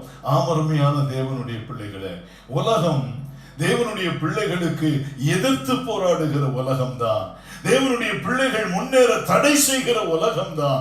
தேவனுடைய பிள்ளைகளுடைய பரிசுத்த குலைச்சலை உண்டாக்கி அவர்களை நரகத்திற்கு கொண்டு சேர்க்க பிரயாசப்படுகிற உலகம்தான்.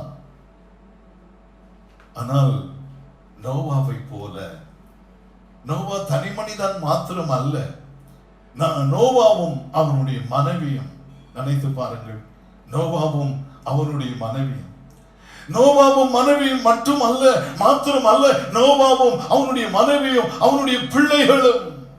ஆண்டவருக்கு மகிமை உண்டாகட்டும். நோவா மாத்திரம் அல்ல, நோவாவும் நோவாவுடைய மனைவியும் மாத்திரம் அல்ல, நோவாவும் நோவாவுடைய மனைவியும் பிள்ளைகளும் மாத்திரம் அல்ல, வந்த மருமக்கள் பிள்ளைகள் கூட தேவ சித்தத்தை அறிந்து, எது தேவ சித்தம் என்று அறிந்து அதை செய்து தம்முடைய வாழ்க்கையை பரிசுத்தமாய் காத்துக்கொண்டு தேவனோடு சஞ்சரித்தார்கள். அதனுடைய மேன்மை என்ன தெரியுமா? அதனுடைய பலன் என்ன தெரியுமா? ஏனோக்கு எடுத்துக் கொள்ளப்பட்டான், நோவா அழிவிலிருந்து பாதுகாக்கப்பட்டான். உலகத்தில் எவ்வளவு அழிவுகள் நடக்கட்டும் தேவனுடைய பிள்ளைகளே, தேவனுடைய பிள்ளைகளுக்கு விரோதமாக எவ்வளவு பயங்கரங்கள் சம்பவிக்கட்டும், அவைகள் ஒன்றும் உங்களை சேதப்படுத்தாது. ஒரு நாள் அல்ல, இன்னைக்கு ஒளிந்திருங்கள், மறைந்திருங்கள் என்று சொல்லப்படுகிற செய்திகளை கேட்டுக்கொண்டிருக்கிறோமே. இந்த விக்கிரங்கள் கடந்து போக மட்டும் நம்ம மறைஞ்சுதான் இருந்தாக வேண்டும். தேவனுடைய பிள்ளைகளே, நோவாவும் நம்மை போல ஒளிந்திருந்தான்.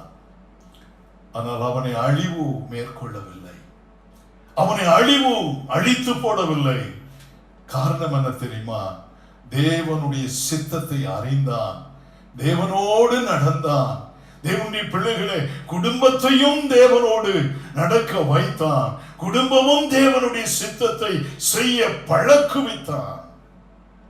அவர்கள் குடும்பமாய் பாதுகாக்கப்பட்டார்கள். ஆண்டவர் ஒருபோதும் உங்களுடைய குடும்பத்தை விட்டுவிட மாட்டார். தேவனுடைய பிள்ளைகளே, எப்பொழுது தெரியுமா? தேவ சித்தத்தை அறிந்து தேவ சித்தத்தை செய்கிற தேவனுடைய பிள்ளைகள் தேவனோடு நடப்பார்கள். இரண்டாவதாக தேவனோடு நடப்பார்கள். நடக்கிறவர்கள் தேவனால் எடுத்துக் கொள்ளப்படுவார்கள். இரண்டாவது தேவனோடு கூட தேவனுடைய சித்தத்தை அறிந்து நடப்பார்கள், அழிவிலிருந்து பாதுகாக்கப்படுவார்கள். இன்னும் மூன்றாவதாக இன்னும் ஒரு காரியத்தை கூட நீங்கள் பார்க்கலாம். ஆதியாகமம் 17வது அதிகாரம், ஆதியாகமம் 17வது அதிகாரம் அதனுடைய 1-2 வசனங்களை நாம் பார்ப்போம். ஆபிரகாம் 99 வயதான போது கர்த்தர் ஆபிரகாமுக்கு தரிசனமாகி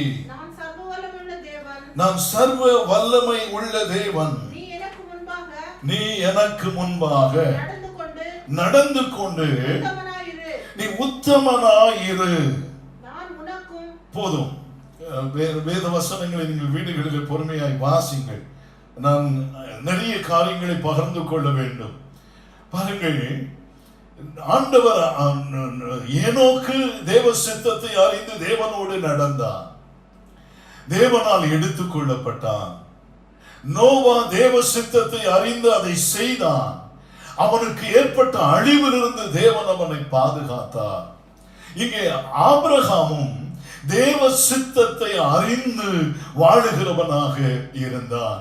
தேவனுடைய சித்தத்தை அறிந்து ஆரம்பம் முதல் அவன் தேவனோடு நடக்க ஆரம்பிக்கிறான். பாருங்கள், மறைவான சில சத்தியங்களை நாம் புரிந்து கொள்ள முடியும். அவனுடைய தகப்பன் தேராக கர்த்தர் அவனை அழைத்த பொழுது அவன் தன்னை அர்ப்பணித்து தேவனோடு நடக்க ஆரம்பித்தான். ஆனால் ஆரானிலே வந்த பொழுது அவன் என்ன செய்து விடுகிறான்? ஆதியாகமம் 11வது அதிகாரத்திலே தேராக ஆரானிலே இருந்து விட்டான். ஆரானிலே இருந்து விட்ட தேராக அவனுடைய வாழ்நாள் முழுவதும் அங்கே இருந்து மரித்து போனான். பாதம் தேரும் ஓடுகிற கானானை அவன் இழந்து போனான். அவன் நினைத்துக் கொண்டது இந்த ஆரான் தான் கானான். கானான் ஆண்டவர் சொன்னதை போல எல்லாம் இங்கே இருக்கிறது என்று நினைத்து ஆரானிலே இருந்து விட்டான். ஆரான் வரையிலும் தேவனோடு நடந்த தேராக தன்னுடைய பிள்ளைகளையும் அழைத்து வந்தான். தன்னுடைய பிள்ளைகளாகிய பிள்ளைகளிலே ஒருவன் ஆபிரகாமையும் அழைத்து நடத்தி வருகிறார். அப்பாவோடு நடந்து வந்தாலும் ஆபிரகாம் அப்பொழுது தேவனோடு நடக்க ஆரம்பித்து விட்டான். ஆண்டவர் ஆரானிலே அவனை அழைக்கிறார். இப்பொழுது ஆரானில் இருந்து தேவனுடைய சித்தத்தை அறிகிறான், அறிந்து புறப்படுகிறான். பாருங்கள், ஆதியாகமம் 12வது அதிகாரத்திலே 1வது வசனம் 2வது வசனங்களிலே கர்த்தர் மறுபடியும் அவனோடு பேசுகிறார். ஆபிரகாம் எழுந்து தேவனோடு நடக்க ஆரம்பிக்கிறான். ஆபிரகாமுடைய வாழ்நாள் முழுவதும் தேவனோடு கூட அவன் நடந்தான். தேவ சித்தம் இன்னது என்று அறிந்து ஒவ்வொரு இடத்தை விடுவதும் தேவ சித்தம் என்பதை அறிந்தார். ஒவ்வொரு இடத்தை விட்டு புறப்படுவது தேவ சித்தம் என்பதை அறிந்தார். நடக்க இதுதான் தேவனுடைய பாதை, இதுதான் தேவனுடைய சித்தமான பாதை என்று அந்த பாதையை அறிந்தார். போக வேண்டிய இடத்தை அறிந்தார், அறிந்து நடந்தார். ஆண்டவருக்கு மகிமை உண்டாகட்டும். தேவனுடைய பிள்ளைகளே, ஆபிரகாமும் தேவ சித்தத்தை அறிந்து தேவனோடு நடந்தபடினாலே கர்த்தர் ஆபிரகாமை எல்லாவற்றிலும் ஆசீர்வதித்தார். ஒரு ஆமென் சொல்வீர்களா? சின்ன காரியம், பெரிய காரியங்கள், அது குடும்ப காரியம், சரியா? அது பிள்ளையை வளர்த்துகிற காரியம். ஐயோ, பிள்ளையை பலி கொடுக்க ஆண்டவர் கேட்டாரே, தேவ சித்தத்தை அறிகிறான். அவன் தேவ சித்தம் இதுதான் என்று அறிந்த பொழுது மாம்சத்தோடும் இரத்தத்தோடும் ஆலோசனை பண்ணாதபடிக்கு தேவ சித்தம் மாத்திரம் நிறைவேறுவதற்காக மோரியா மலையை நோக்கி அவன் நடக்கிறான். அங்கே தேவன் அவனோடு கூட நடக்கிறார். 2 பேரும் சேர்ந்து மோரியா மலைக்கு போகிறார்கள். மகன் மாத்திரம் அல்ல, ஆண்டவரும் அவனோடு நடந்து போகிறார். அவன் தன்னுடைய மகனை அழைத்துக் கொண்டு தேவனோடு நடக்கிறார். தேவனோடு நடக்கிறதை அவன் எங்கும் விட்டு நின்று போகவில்லை. தேவனுடைய பிள்ளைகளே, தேவன் நம்மை அழைத்திருக்கிறாரா? அழைக்கப்பட்டவர்களா நீங்கள்? தேவன் உங்களை அழைத்திருக்கிற அழைப்பை விட்டு நீங்கள் விலகி போக வேண்டாம். தேவன் உங்களை அழைத்த அழைப்பை விட்டு பின்வாங்கி போக வேண்டாம். தேவன் அழைத்த அழைப்பிலே நடந்து பாருங்கள். நிச்சயமாக தேவன் உங்களுக்கு வாக்குத்தத்தம் பண்ணினதை நீங்கள் சுதந்தரித்துக் கொள்வீர்கள்.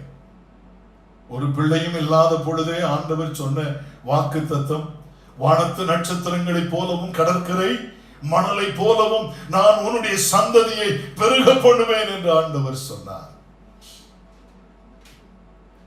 ஒரு பிள்ளையையும் கொடுக்கவில்லை, ஆனால் அவனுடைய வெறுமையிலும் இல்லாமையிலும் தேவனோடு அவன் சஞ்சரித்தான். தேவனுடைய பிள்ளைகளே, ஏற்ற காலங்கள் வந்த பொழுது கர்த்தர் அவனுக்கு பிள்ளையை கொடுத்தார். அவன் தேவனோடு சஞ்சரித்தான்.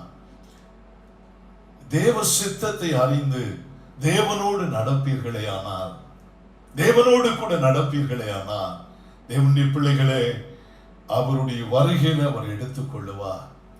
தேவனுடைய சித்தத்தை அறிந்து தேவ சித்தத்தை செய்து அதன்படி நடப்பீர்களே ஆனால், தேவனுடைய பிள்ளைகளே, எந்த போராட்டங்கள் வந்தாலும் அந்த போராட்டங்களிலே அவர் பாதுகாத்து நடத்துவார்.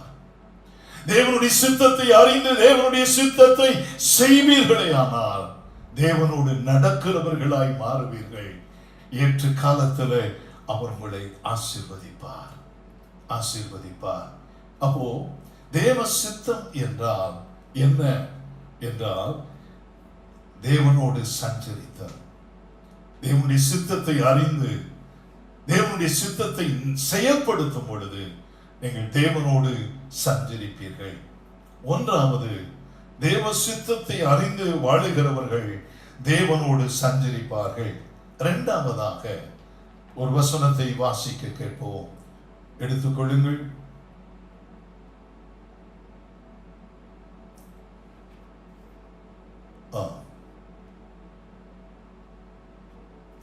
மத்தேயு எழுதின சுவிசேஷம், மத்தேயு எழுதின சுவிசேஷம் 6வது அதிகாரம் 19வது வசனம் 20வது வசனம். பூமியிலே உங்களுக்கு பொக்கிஷங்களை சேர்த்து வைக்க வேண்டாம், பூமியிலே உங்களுக்கு பொக்கிஷங்களை சேர்த்து வைக்க வேண்டாம், இங்கே பூச்சியும் துருவும் அவைகளை கெடுக்கும், இங்கே பூச்சியும் துருவும் அவர்களை கெடுக்கும், அவைகளை கெடுக்கும், இங்கே திருடரும் கன்னமிட்டு திருடுவார்கள், இங்கே திருடர்கள் கன்னமிட்டு திருடுவார்கள். பரலோகத்திலே உங்களுக்கு பொக்கிஷங்களை சேர்த்து வையுங்கள், பரலோகத்திலே உங்களுக்கு பொக்கிஷங்களை சேர்த்து வையுங்கள், அங்கே பூச்சியாவது அங்கே பூச்சியாவது துருவாவது கெடுக்கிறதும் இல்லை, அங்கே திருடர் கன்னமிட்டு திருடுகிறது, அங்கே திருடர்கள் கன்னமிட்டு திருடுவதும் இல்லை. ஆண்டவருக்கு மகிமை உண்டாகட்டும். இரண்டாவதாக, தேவ சித்தத்தை அறிந்து செய்கிறவர்களுடைய வாழ்க்கையில ஒன்றாவது காரியம் என்ன? அவர்கள் தேவனோடு நடப்பார்கள். இரண்டாவது காரியம் என்னவென்றால், அவர்கள் தேவனோடு அதாவது அவர்கள் தேவனுக்கென்று அதாவது கிறிஸ்துவுக்குள் முதலீடு செய்கிறவர்களாய் இருப்பார்கள். கிறிஸ்துவில் தன்னுடைய பொக்கிஷங்களை சேர்க்கிறவர்களாய் இருப்பார்கள். சரியா? அதை நான் உங்களுக்கு புரிய வைக்கிறேன், கவனியுங்கள். ஆண்டவராக இயேசு கிறிஸ்து தன்னுடைய மலை பிரசங்கத்திலே சொல்லிக் கொடுக்கிறார், நீங்கள் உங்களுடைய பொக்கிஷங்களை பூமியில சேர்த்து வைக்காதீங்கப்பா. பூமியில நீங்க சேர்த்து வைக்காதீங்க.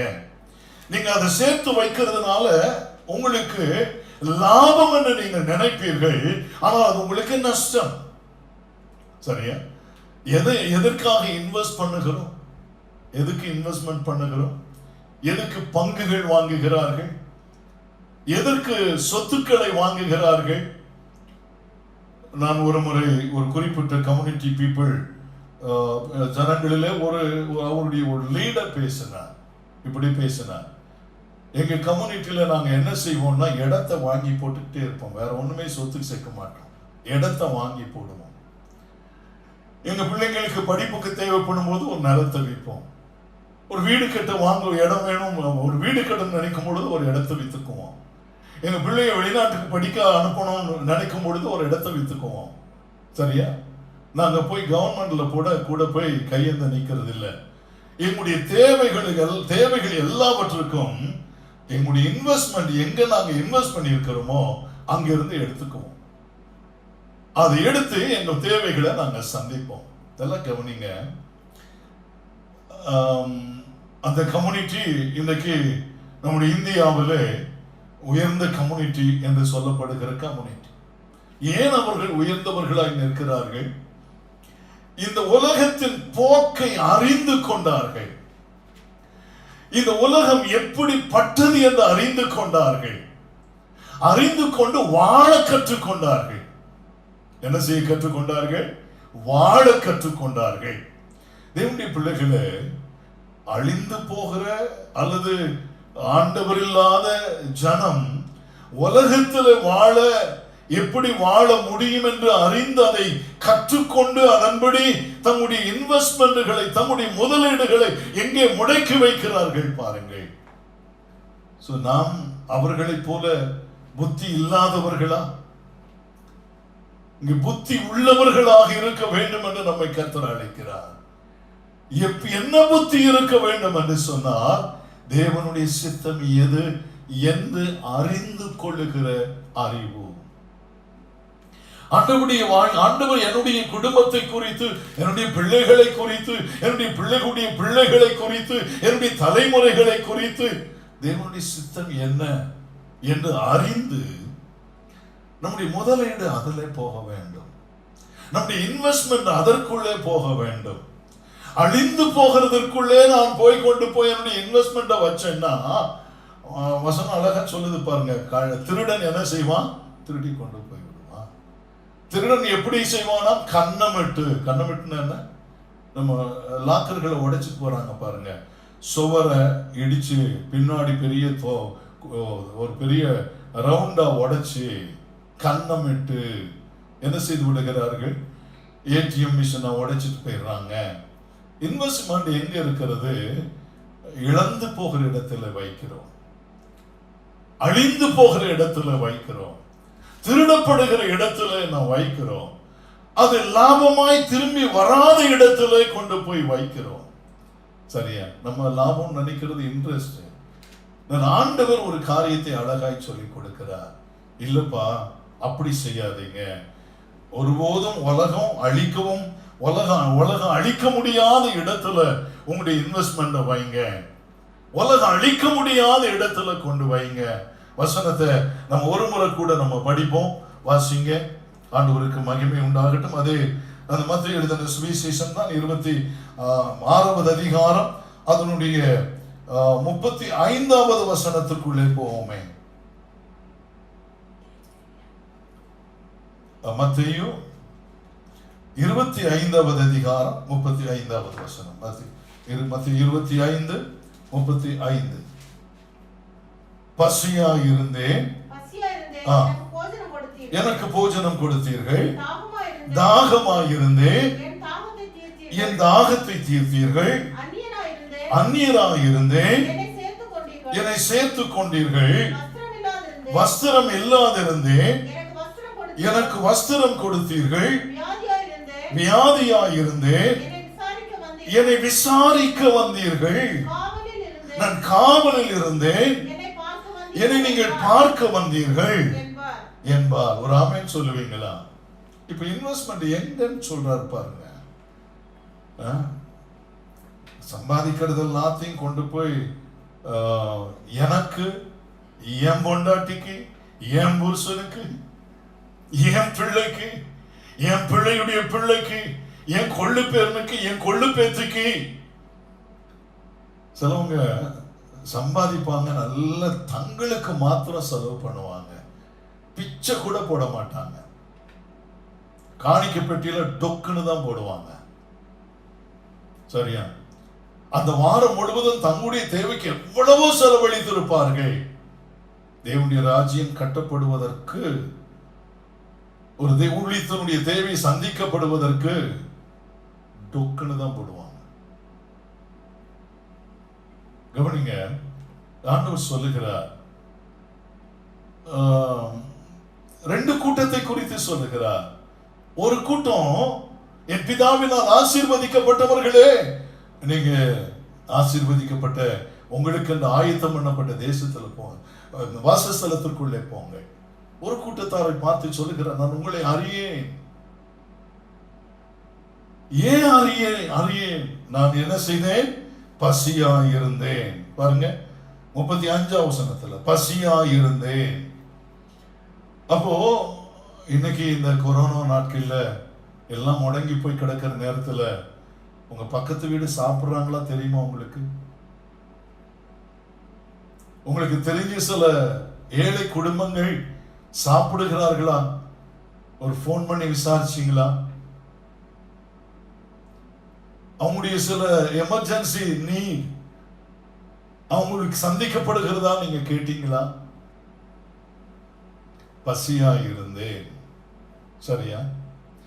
எனக்கு போஜனம் கொடுத்தீர்கள். தாகமாய் இருந்தேன், என் தாகத்தை தீர்த்தீர்கள். அடுத்தது, அந்நியனாய் இருந்தேன், என்னை என்ன செய்து கொண்டீர்கள்? சேர்த்து கொண்டீர்கள். வடநாட்டிலிருந்து வந்து இங்க இருக்கிறாங்க, அவங்க எல்லாம் சாகணும் அப்படின்னு நினைச்சிடக்கூடாது. தெரியவே செய்த அந்நியர்கள் செய்கையில கேட்கலாம், இப்ப நீ சாப்பிட்டியா? தேவனுடைய பிள்ளைகளே, தேவனுடைய சித்தத்தை அறிந்து வாழுகிறவர்கள் தங்களுடைய இன்வெஸ்ட்மெண்ட்ஸ், தங்களுடைய முதலீடை பல மடங்கு வருமானம், பல மடங்கு பலன் கிடைக்கிற இடத்துல வைப்பார்கள். அவர்கள் தேவனோடு சஞ்சரிப்பார்கள், நடப்பார்கள். இரண்டாவதாக நான் சுருக்கமாய் போகிறேன். இரண்டாவதாக நான் இடையில இருக்கிற குறிப்புகளை விட்டுட்டேன், டைம் போயிடுச்சு. அப்ப இரண்டாவதாக அவர்களுடைய முதலீடை சரியாய் செய்வார்கள், தேவ சித்தத்தை அறிந்து வாழுகிறவர்கள். மத்தேயு எழுதின சுவிசேஷம் 6வது அதிகாரத்திலே 33வது வசனத்திலே, மத்தேயு எழுதின சுவிசேஷம் 6வது அதிகாரம் 33வது வசனம், அதுதான் முதலாவது தேவனுடைய ராஜ்யத்தையும் அவருடைய நீதியையும் தேடுங்கள், அப்பொழுது இவைகள் யாவும் உங்களுக்கு கூட, ஒரு ஆமென் சொல்லுவீங்களா? யாவும் கொடுக்கப்படும். நீங்க செய்ய வேண்டியதை நீங்க செய்யுங்க, அவர் விரும்புகிறதை செய்யுங்க, அதுதான் அவருடைய சித்தம். அதை செய்தால் அருமையான தேவனுடைய பிள்ளைகளை, நீங்க நினைச்சு பார்த்ததும் நீங்க நினைச்சு பார்க்க முடியாததுமான ஆசீர்வாதங்களை, ஈவுகளை எல்லாம் அவர் பல மடங்காக பெரிய வட்டி போட்டு கொடுப்பாருங்க. பெரிய வட்டி போட்டு கொடுப்பாரு. வட்டியை நான் சொல்லல, பெரிய வட்டியை போட்டு கொடுப்பாரு.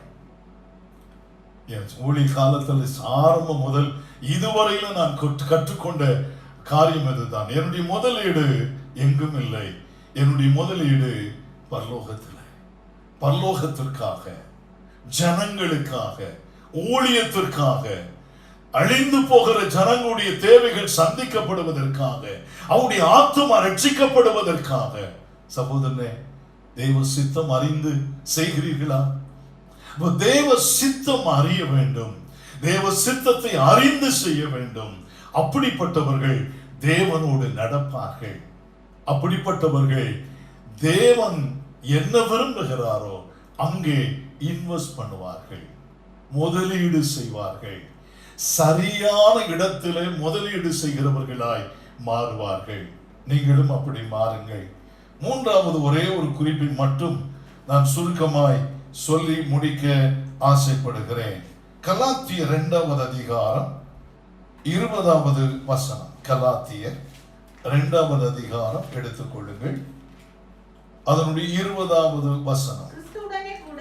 கிறிஸ்துவுடனே கூட நான் சிலுவையிலே அறையப்பட்டிருக்கிறேன், ஆகிலும் நான் பிழைத்திருக்கிறேன்.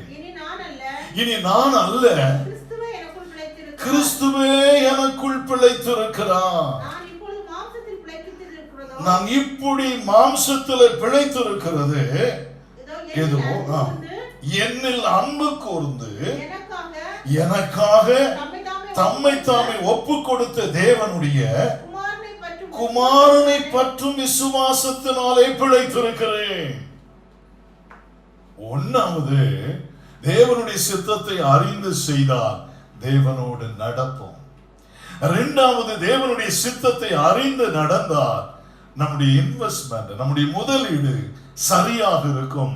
அது நஷ்டமாக மாறாது, அது லாபமாக மாறும், அது ஆசீர்வாதமாக மாறும்.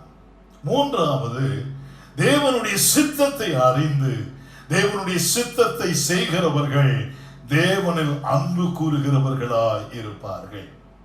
ஆமென்.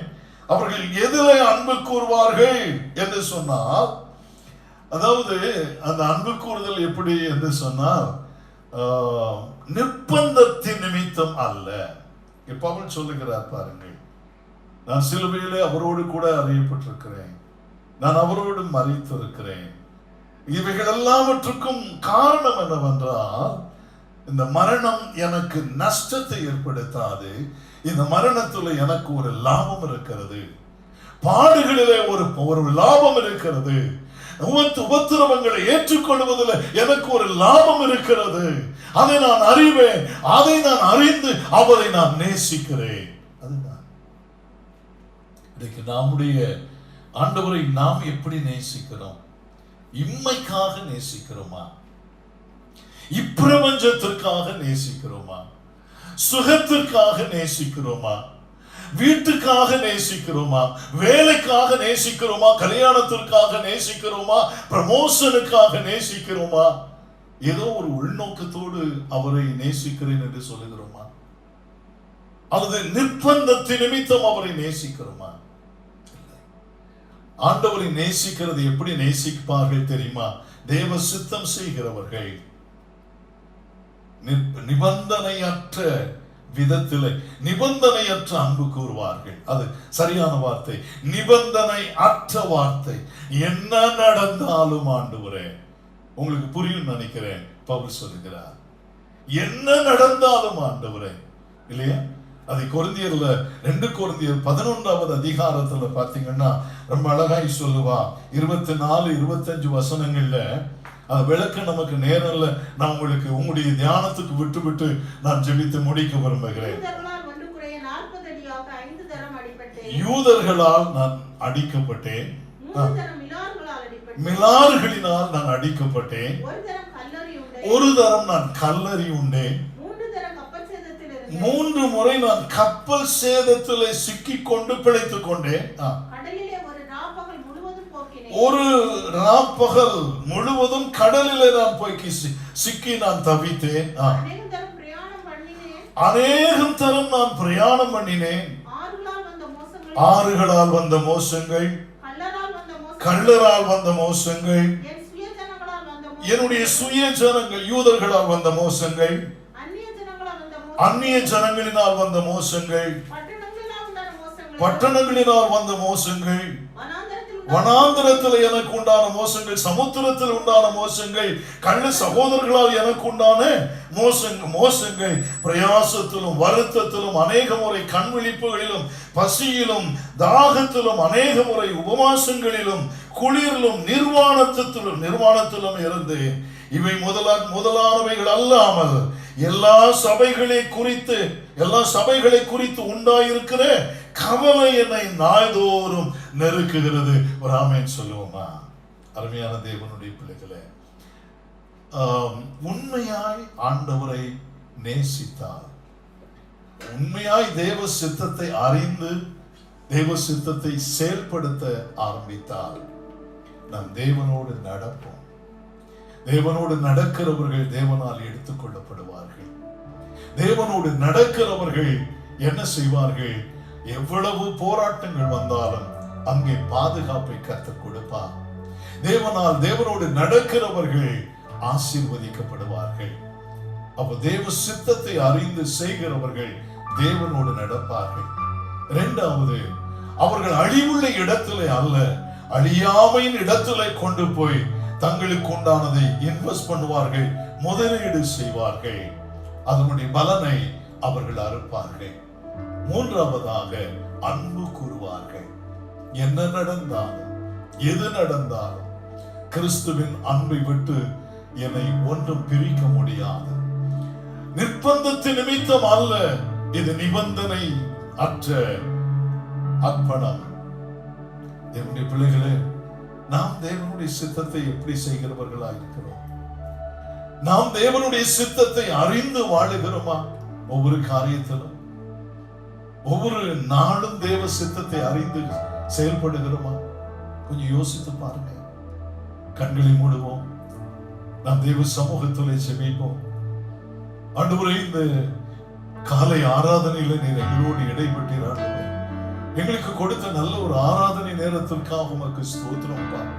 ஆண்டவரே, உம்மை துதிக்க, உம்மை மகிமைப்படுத்த எங்களுடைய நம்பிக்கை அசைவாடுகிற ஒரு தேவன் எங்களுக்கு உண்டு. ஹல்லேலூயா. எங்கள் மேல் அசைவாடுகிற ஒரு ஆவியானவர் எங்களுக்கு உண்டு. அதற்காக உமக்கு ஸ்தோத்திரம் ஆண்டவரே. இந்த ஆராதனையிலே ஆராதித்த தேவனுடைய பிள்ளைகளை உம்முடைய சமூகம் ஆட்கொள்ளுவதாக, உம்முடைய கிருபை ஆட்கொள்ளுவதாக, உம்முடைய பிரசன்னம் ஆட்கொள்ளுவதாக. அசைவாடுங்க ஆவியானவரே. அவர்களுடைய குடியிருப்புகளின் மேல் உம்முடைய அசைவாடுதல் இருக்கட்டும். போகும் பொழுது வரும் பொழுது உம்முடைய அசைவாடுதல் இருக்கட்டும். ஆண்டவரே, ஆண்டவரே, விக்கனங்கள் கடந்து போகும் பொழுது இஸ்ரவேல் ஜனங்களுக்கு எகிப்திலே நீர் கொடுத்த அந்த பாதுகாப்பை உம்முடைய அசைவாடுதல் நிமித்தம் தேவ ஜனத்திற்கு கொடுப்பீராக. ஆண்டவரே, தேவனுடைய வார்த்தையை நீர் எங்களுக்கு கற்றுக் கொடுத்தீரே அப்பா. ஆண்டவரே, நீர் உம்முடைய தேவ சித்தத்தை செய்து, தேவ சித்தத்தை அறிந்து, தேவ சித்தத்தை செய்தீரப்பா. நீர் பிதாவினால் உயர்ந்த உன்னதங்களில் உட்கார வைக்கப்பட்டதை போல இன்றைக்கும் கிறிஸ்தவர்கள், தேவனுடைய பிள்ளைகள், விசுவாசிகள், ஊழியர்கள், தேவனால் அழைக்கப்பட்ட தேவ ஜனம், பரிசுத்தவான்களின் கூட்டம் ஆண்டவரே, தேவ சித்தம் இன்னதென்று அறியட்டும். தேவ சித்தம் ஆண்டவரை செய்ய அர்ப்பணிக்கட்டும். ஆண்டவரே, அர்ப்பணிக்கிறவர்களாய் மாற்றுவீராக. தேவ சித்தத்தை செய்து உம்மோடு நடக்கிறவர்களாய் மாறட்டும். தேவ சித்தத்தை அறிந்து, எது உன்னதம் என்று அறிந்து ஆண்டவரே, அதிலே தம்முடைய இன்வெஸ்ட்மெண்ட்களை ஆண்டவரே இன்வெஸ்ட் பண்ணுகிற கிருபையை தம்முடைய பிள்ளைகளுக்கு தாரும். ஆண்டவரே, எந்த சூழ்நிலையிலும் தேவ சித்தத்தை அறிந்து ஆண்டவரே அதிலே நிலைத்து நின்று ஆண்டவரே உமக்கென்று வாழ உதவி செய்வீராக. இந்த நாட்களிலே தேவ சித்தத்தை அறிகிற கிருபை எங்களுக்கு தாரும். ஒவ்வொரு குடும்பங்களையும் நீர் ஆட்கொள்ளும். ஒவ்வொரு ஆண்டவரே ஸ்திரீ புருஷர்களை ஆசீர்வதியும், முதியவர்களை ஆசீர்வதியும், வாலிப பிள்ளைகளை ஆட்கொள்ளுவீராக, கர்ப்ப ஸ்திரீகளை பலப்படுத்துவீராக. ஆண்டவரை அடிக்கிற பிள்ளைகளை அபிஷேகிப்பீராக. ஆண்டவரை திருமணத்திற்காய் காத்திருக்கிற பிள்ளைகளை அபிஷேகிப்பீராக. உம்முடைய பிள்ளைகளை வழிநடத்துவீராக. உம்முடைய வருகை கண்டு ஆயத்தப்படுத்துவீராக. எல்லா பயங்களையும் எடுத்து போடும், எல்லா கலக்கங்களை எடுத்து போடும், எல்லா சமாதான குறைச்சல்களை எடுத்து போடும், எல்லா அந்தகார கட்டுகளை அறுத்து போடும். குடும்பங்களை சமாதானமாய் வழி நடத்தும்.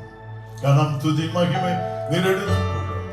உம்முடைய பாதுகாப்பிற்குள்ளே நாங்கள் மறைந்து வாழ உதவி செய்யும். இயேசுவின் நாமத்தில் ஜெபங்களும் நல்ல பிதாவே, ஆமென். சேர்ந்து சொல்லுவோம் கரங்களை உயர்த்தி. என் ஆத்துமாவே கர்த்தரை ஸ்தோத்திரி, என் முழு உள்ளமையுடைய பரிசுத்த நாமத்தை ஸ்தோத்திரி. என் ஆத்துமாவே கர்த்தரை ஸ்தோத்திரி, அவர் செய்த சகல உபகாரங்களையும் மறவாதே. ஆமென். கர்த்தருடைய ஆசீர்வாதத்தை பெற்றுக் கொள்வோம்.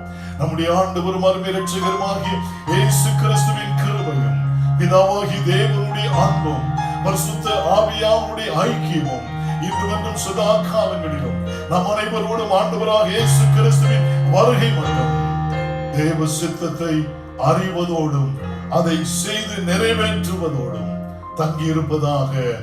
ஆமென், ஆமென். தேவன் தாமே உங்களை ஆசீர்வதிப்பாராக. மறைந்திருப்போம், ஒளிந்திருப்போம், ஜெபித்து காத்திருப்போம், தேவ சித்தத்தை செய்வோம். தேவன் நம்மை ஆசீர்வதிப்பார். God bless you.